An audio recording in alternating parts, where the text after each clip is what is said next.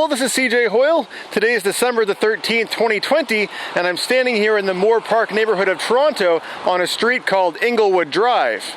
On the front of my Linear Limo Recumbent Bike, I have an action camera mounted, and in this video I'm going to be riding and giving a narrated tour of Inglewood Drive, or as it's known at this time of the year, Kringlewood. Alright, so starting here from the intersection of Mount Pleasant and Inglewood Drive, I'll begin my way heading in the east direction along this street, which is characterized by lots of giant blow-up Santa Claus figures. Apparently this is a tradition that started back in 2013 with just one of the houses getting one of these, and I guess it's a trend that just sort of caught on, and at this point it seems like nearly every house has one of them standing up and waving at all the passers-by in front of their house.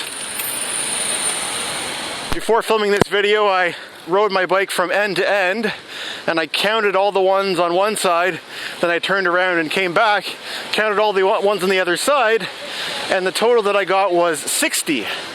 And this is all in a section of this street in the Moore Park neighborhood. It's about, a 800 or so meter stretch of roadway. Because of this attraction, and I guess it's gained some popularity through some media attention, this has become a very busy street, much busier than it would be the rest of the year. People coming out, taking photos with their phones, and lots of people driving up and down here.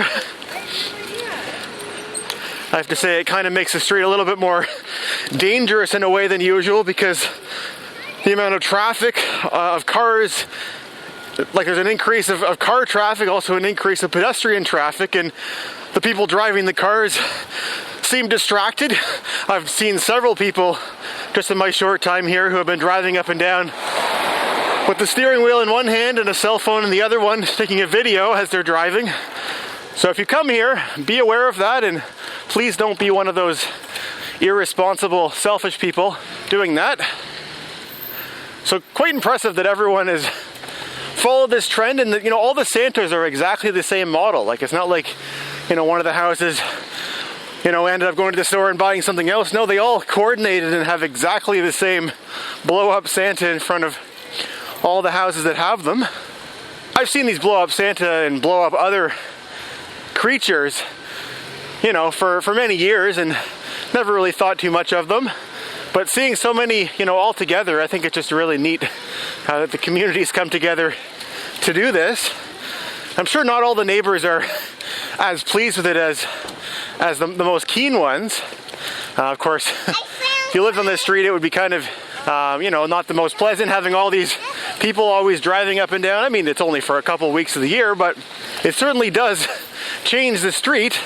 I'm sure it's even more effective here after a snowfall.